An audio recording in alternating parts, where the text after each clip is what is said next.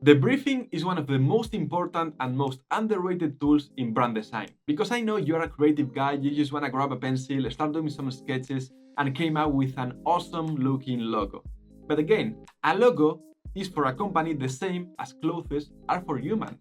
We are not defined by the clothes we wear. We're defined by our goals, our interests, the way we think, the way we connect with people, the way we talk.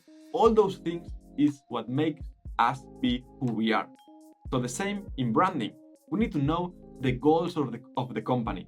Who are they talking to? Who do they want to connect with? How are those people? How are the products they sell? Also, the look they want to have, the how it's going to be the photography, the web design, the logo, all that stuff is very important. But as well is the information about the company, about their goals, about how they are, what's the story behind them, and the briefing is all that, all the information we need for our design process. It's like a treasure map. If you follow the treasure map, you will find the gold. Okay? So in a briefing, you need information about three things: your customer, the company you are designing for, the product, whatever you are designing for, even if it's your own product or your own brand, you need to know this information that I'm going to tell you about. Second part, you need information about the style and what inspires them visually. Okay, so the visual part is the second step, and the third step is the brand usage. Where is this brand going to be used?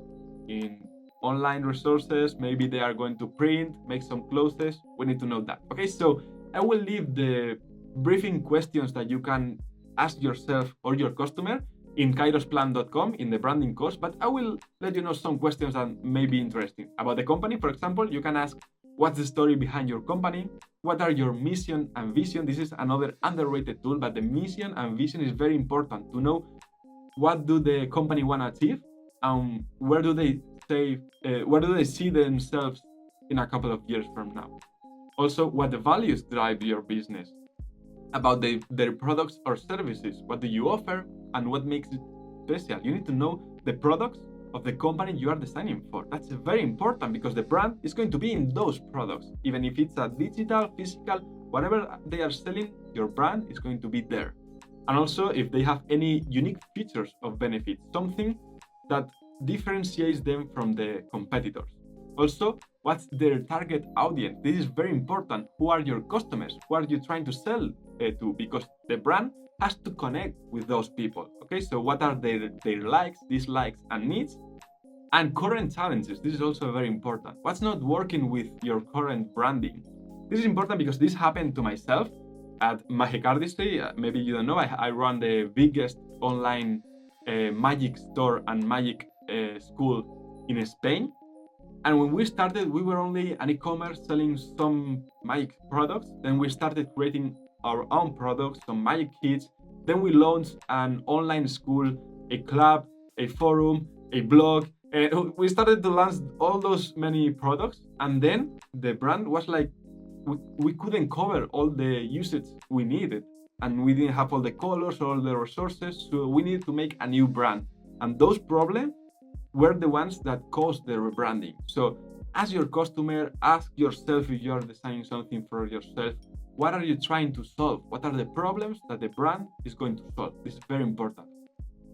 That's about the information from the company. Then you need to know the style they want to achieve. Okay, so any design preference, like colors they like, colors they want to avoid, maybe fonts they love or hate. Of course, they're not going to tell you, I love Helvetica or I love Arial, because they probably don't know about design. But ask them to take photos of things they want. For example, if they have 1 week to fulfill the briefing, when they are in the street or surfing the web, to take screenshots or photos of things that inspires them.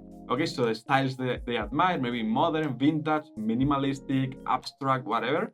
Also, inspirational brands. This is very important because sometimes people don't know what they like, but if they like minimalism or modern design, or maybe they can tell you that they want something, but when they see it applied in a brand, in a real world brand, that's when they know if they like something or not. Okay, so that's very important. And then you have to make the work to know the style that that brand is using and how you can apply it to the brand that you are designing. Okay, so what elements from those brands appeal to them?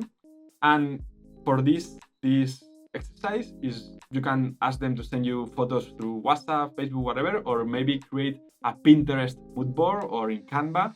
That's very, very useful.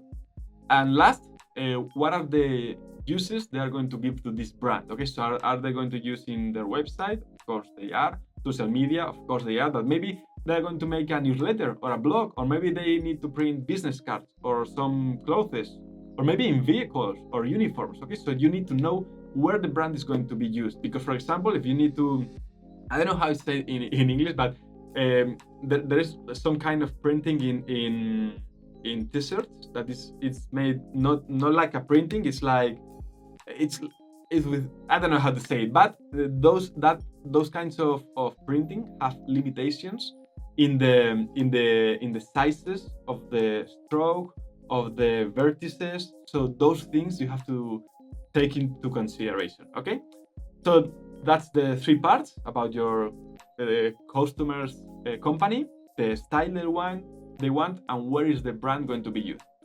And last and most important thing, you need to set milestones and dates. If you are working for yourself, as well if you are working for a customer. Whenever you do any project, this is not just about brand design, you need to set goals and dates, because otherwise the project will go on and on forever. Okay, so there are three main milestones. First, to complete the briefing and make a meeting with your customer to know you are aligned in the direction that he wanna go. And second part, the first brand propositions. Okay, so 1 or 2 designs to show them to your customers and know that they like it, so you can make the last part, create all the resources they need, all the designs, like concrete designs for if the design is going to be in a website, how it's going to look, if the design is going to be in a vehicle, how it's going to be, if it's going to be in a t-shirt, everything, the mock-ups, everything. And then the last step is the final delivery. Okay, so this is the briefing. I know it's very complex, but trust me, this is very, very important. Probably the most important part of your brand design process, and this will guide you through all the steps.